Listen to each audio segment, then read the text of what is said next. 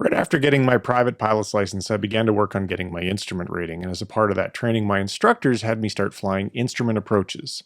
And a big part of understanding how to fly an instrument approach procedure is to understand the minimums and their implications.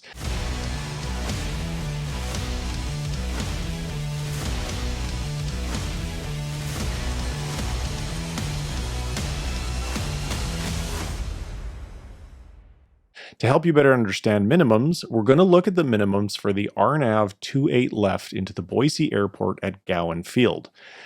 Let's begin this lesson with the different categories of minimums. What does A, B, and C and D mean?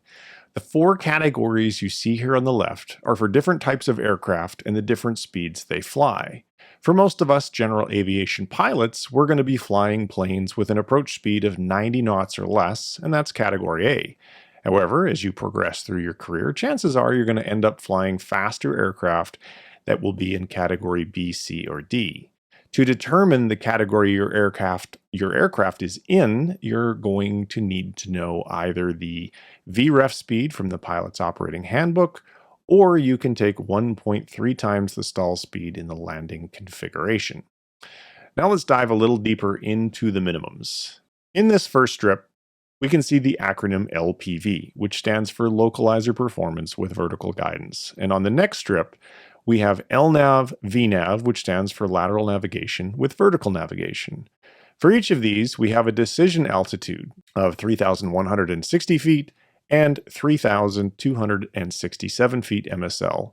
And the visibility minimums are RVR 24 and RVR 40. The 24 and 40 are both measured in hundreds of feet, so 2,400 feet down the runway and 4,000 feet down the runway. The next numbers, 302 and 409, are the decision height measured in feet above the ground. In the next strip, we have LNAV, which is just lateral navigation without any vertical guidance. And it uses a minimum descent altitude shown here as 3,380 feet MSL. What that means is that you cannot descend below 3,380 feet unless you have continuous visual contact with the runway or runway lights.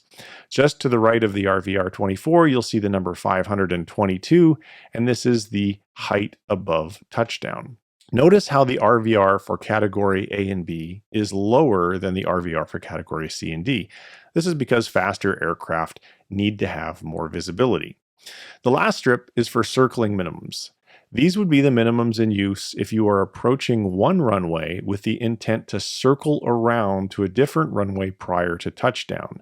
As with LNAV, the minimums for circling are higher. So for Class C aircraft, the MDA is 3,640 feet with 2.25 miles of visibility and a height above airport of 768 feet.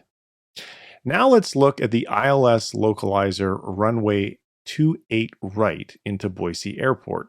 As you can see, the ILS is a precision approach with a decision altitude of 3,121 feet with 3/4 statute miles of visibility and a decision height of 250 feet.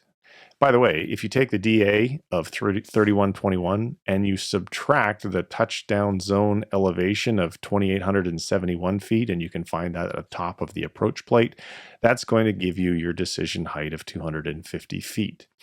In the next strip are the localizer minimums. These would be used if the equipment on the ground or in your aircraft was not providing any vertical guidance. Here you can see that the Class A minimums are 3,700 feet with 1 mile of visibility and a height above touchdown of 829 feet. And in the final strip, we have our circling minimums of 3,700 feet with 1.25 miles visibility. Thank you very much for watching. If you enjoyed this video, I would love it if you would give it a thumbs up. If you have questions or comments that you'd like to share, please do that in the comments down below.